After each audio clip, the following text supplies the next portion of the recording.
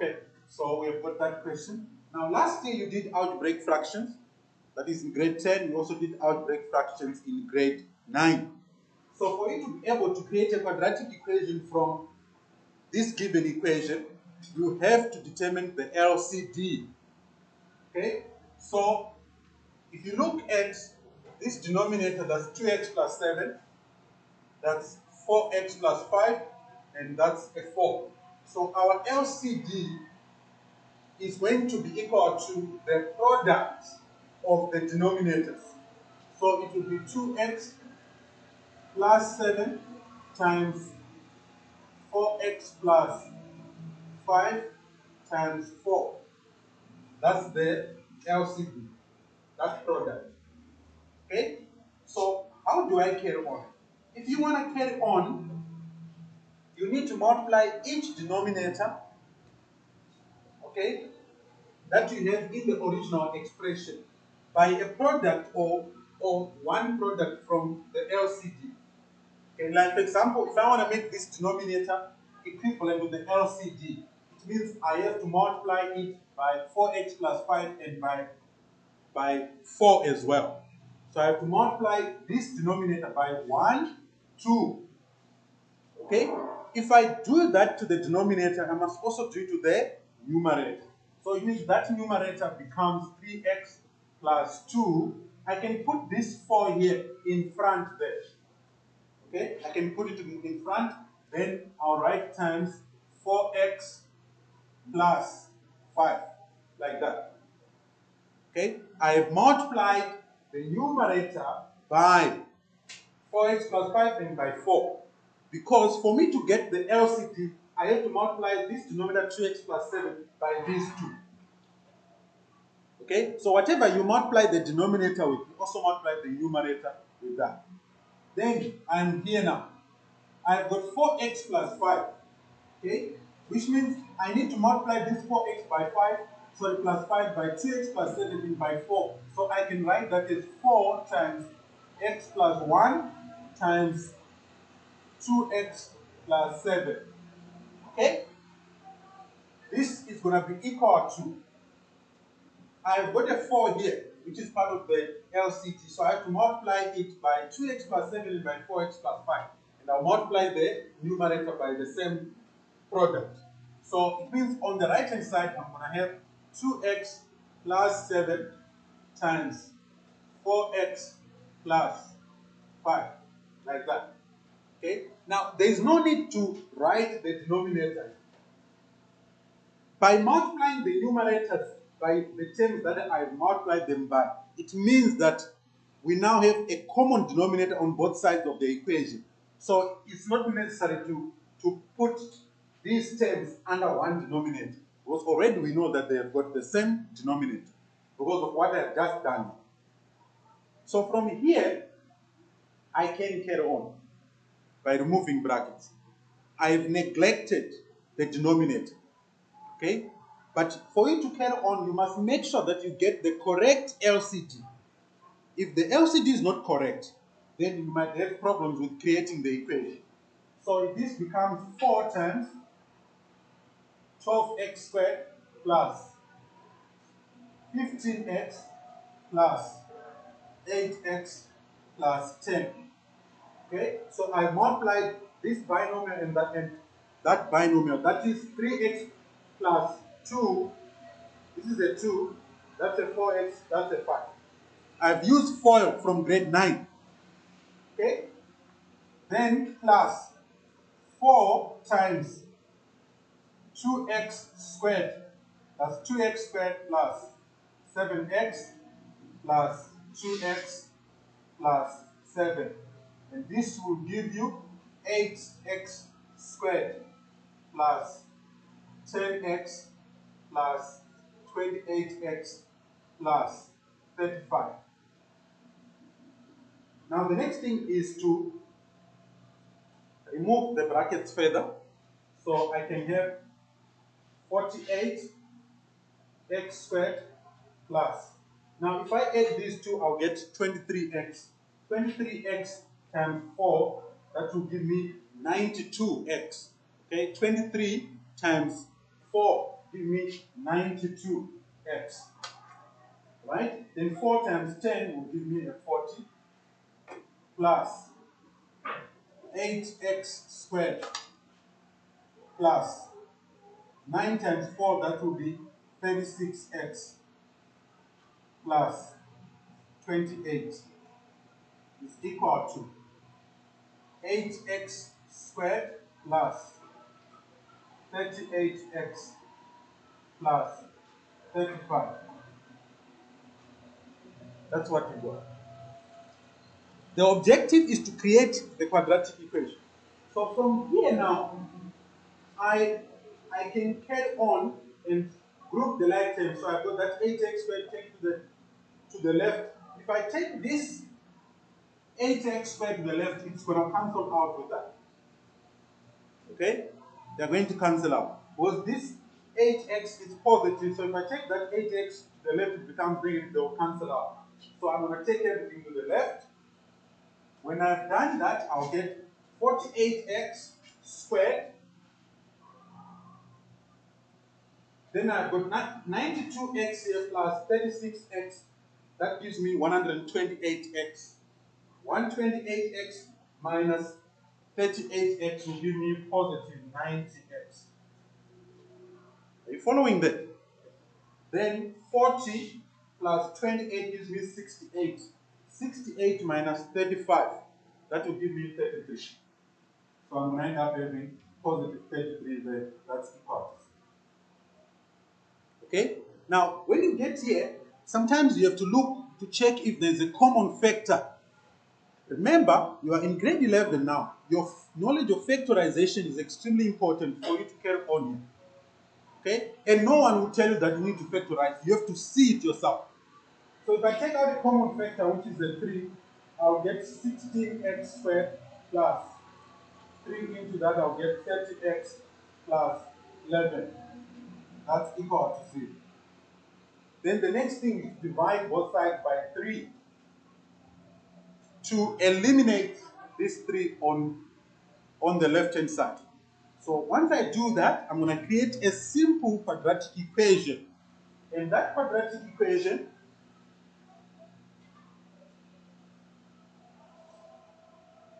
can I carry on? It's going to be 16x squared. It's going to be 16x squared plus 30x plus 11 equal to 0. And that is called the standard form of a quadratic equation. It's in the form ax squared plus bx plus c equal to 0. Alright? Then to factorize this, you have to factorize because at the moment we only did one method. I'm going to introduce 2 more methods to factorize a quadratic equation. Okay? And I'm not going to introduce that here. I'll introduce later. Okay? So here, if you want to carry on, you have to know how to factorize. Okay? So the coefficient of x squared is 16, the constant term is 11. What is 16 times 11? Use your calculator and tell me the answer. What is 16 times 11? 126. It's 170 what? 6. Okay? Because 16 times 10 is 160. Then you're left with the other 16, add the 2, you get 170.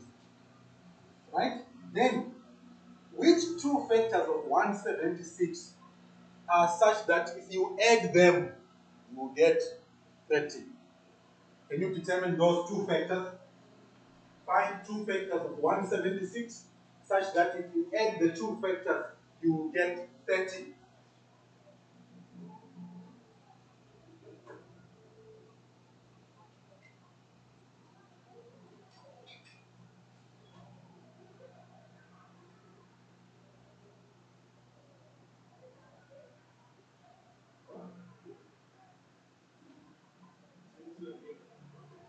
What? 22 and 8. Okay? 22 and 8. So, 22 times 8 gives you 176. 22 plus 8 gives you 30. So, to carry on, I'm just going to write this as 16x squared plus 8x plus 22x plus 11 equal to 0. Right now, I'm going to give you a hint here. Can someone tell me why didn't I write 16x squared plus 22x plus 8x plus 11? Yes. Yes, because you need to what? To take out a common factor later. So you need to make sure that the number you start with here has got a relationship with the first term in terms of the coefficient. The number you write here has a relationship with the constant term. 22 is a multiple of 11, 11 is a factor of 22, 8 is a factor of 16. It won't make sense to put this 22 here. So your knowledge of factors, okay, is extremely important. Once you get there, this step here, you must start smiling. Okay? Your heartbeat must be pumping blood at optimum. So you've got 8x times 2x plus 1. Now, once I create this binomial factor 2x plus 1, it means here, I also have to create that binomial factor. So it will be 11 times 2x plus 1. Okay? Then we take out the common factor, that's 2x plus 1 times 8x plus 11 equal to 0. Then we have 2x plus 1 equal to 0, or 8x plus 11 equal to 0. And this will give you x equal to minus a half, or x equal to minus 11 over 8. Okay? Now, before I stop, these are the two answers. Okay? Those are the two answers. I want you to be aware of something very important. When you have got algebraic equations like this that involve fractions, you also need to have what are called restrictions. By restrictions, we are saying we don't want the denominator to be equal to 0. So what number can you multiply this 2 with to get a minus 7 here? What number can you multiply 2 with to get a minus 7? It will be negative 3.5, which means x cannot be negative 3 over 2. Okay? It's not 3 over 2. It's not 3 over 2. It's negative 3.5. Negative 3.5. Right? What number can you multiply 4 with so that we can get a negative 5? So what number can you multiply 4 with to get a negative 5? It's minus 5 over 4. So x cannot be equal to minus 5 over 4. Because 4 times minus 5 over 4 will give you a negative 5. Negative 5 plus 5 will give you 0. So when we solve it, we don't want to get those two values. That is x equal to minus 3.5 and x equal to minus 5 over 4. If you get those two values, it means that the whole equation becomes undefined. So you need to have this restriction. Generally, you can write it on the side. Okay. Fortunately here, I didn't get any of those two values, minus 5 over 4 or minus 3.5, which means both my answers are correct. If one of them was equal to minus 5 over 4, or if it was got minus 3.5, then I have to reject that. Okay? Then I have to reject that. So we have got two solutions. Okay? Then I gave you another question, which was exercise 4, question 2. Yes, what's your question? So you got that is where?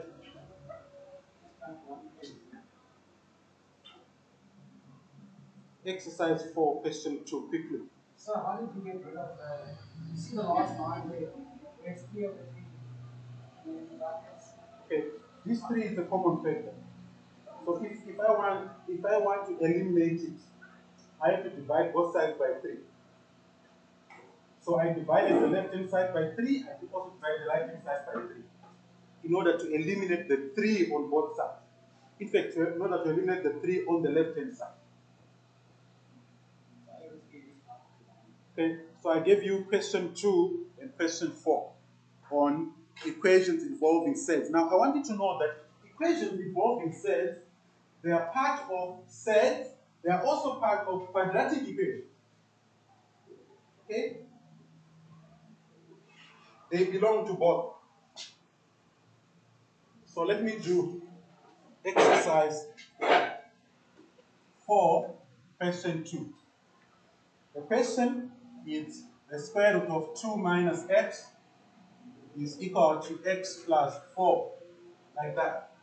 Remember what I told you, when you're solving an equation involving sets, you have to remove the square root sign. And you treat these two as one number. That x plus 4, you treat it as one number. So my first step would be to say 2 minus x all squared is equal to x plus 4 all squared. Then you get 2 minus x equal to, if I simplify that, I'll get x squared plus 4x plus 4x plus 16. It's called a perfect square trinomial. You create a perfect square trinomial from here. From here. Okay? So you end up having 2 minus x equal to x squared plus 8x plus 16. Like that. Then you take the 2 and the minus x to the right. You get 0 equal to x squared plus, 8x plus minus x, you get 9x plus 14, like that, which is the same as saying x squared plus 9x plus 14 equal to 0. Then to factorize this, it's very simple. It will be x plus 7 times x plus 2 equal to 0. Therefore, x will be equal to minus 7, or x will be equal to negative 2. Then you need to test now those two values of x. Don't just stop there if you are dealing with an equation involving sets. So if I want to test those two, if I put, let me start with minus 7 first. Okay? If I put minus 7 here, it will be 2 minus minus 7, which gives me a positive 9. The square root of 9 is a 3. If I put minus 7 here, minus 7 plus 4 will give me minus 3. Okay? I will end up getting a minus 3. Right? Which means I have to reject this. Because if I put minus 7 here, I'll get a positive 3. If I put minus 7, I'll get a negative 3. So x cannot be equal to minus 7. Then x equal to minus 2. If I put minus 2 here, I'm going to get a 4. Because 2 minus minus 2 gives me a positive 4. Which means I'll end up getting a 4 here. And then if I put minus 2 here, minus 2 plus 4, that will give me a positive 2. In fact, the square root of 4 here is going to be a 2. So it means that for this question, x equal to minus 2 is the only solution. Okay? X equal to minus 2 is the only solution.